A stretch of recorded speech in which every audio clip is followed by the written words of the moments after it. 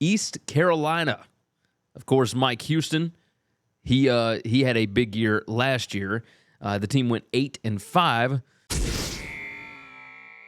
8-5 last year. Post-game win expectancy was 7.45 and 4.55. So they were 7-5 in the regular season, won the bowl game, of course. This year, they lose quite a bit. They're number 132 in the country in adjusted returning production. Number 131 on offense, number 109 on defense. That is not great. But, hey, I mean, it is what it is. You lose Keaton Mitchell, the running back. You lose the wide receiver, Isaiah Winstead. You lose wide receiver, C.J. Johnson. You lose some big-time players on defense as well, Miles Berry, Gerard Stringer. This team is going to be interesting. All right, we'll start out on offense. Quarterback Mason Garcia, he's got a cannon for an arm, but replacing Ehlers that's not going to be easy.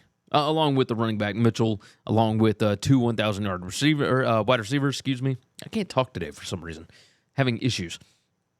They lost 4 starters on the offensive linemen. They did bring in starters from South Florida and Akron that have some experience. Likely not going to be as good as they were last season.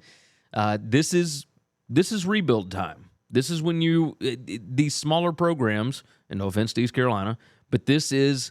Last year was when you have all the seniors, you have all the talent that has developed in the program, and then you kind of restart, right? So they're restarting. Next year should be a whole lot better. This year, interesting.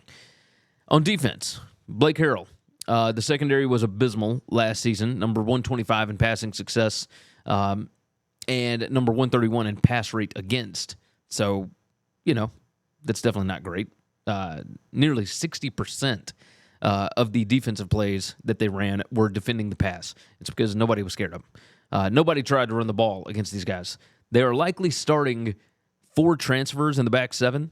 That includes 3 new linebackers, and they're replacing the cornerback Malik Fleming, who is headed to Houston as well. So that's definitely not good.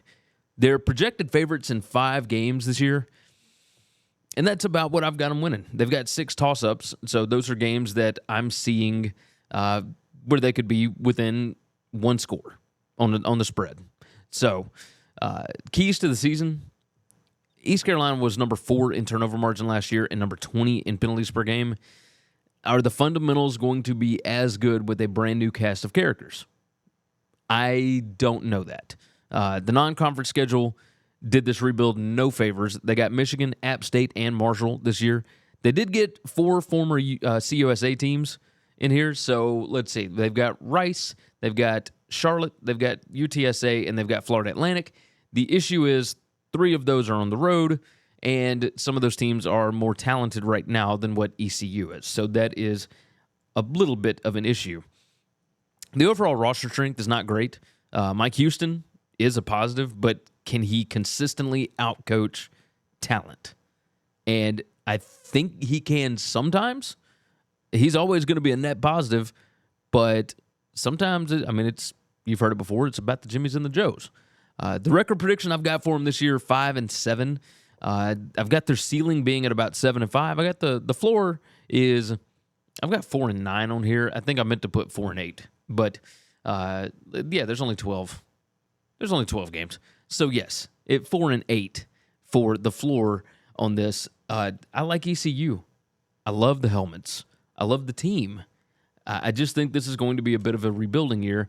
The fact that they could be competing for a bowl game, I think that's a pretty big deal going forward. Thanks for listening to Winning Cures Everything. Make sure and follow me on Twitter @GaryWCE. If you want to toss in a question, you can email me, Gary@winningcureseverything.com. Make sure and hit that subscribe button, and we'll see you next time.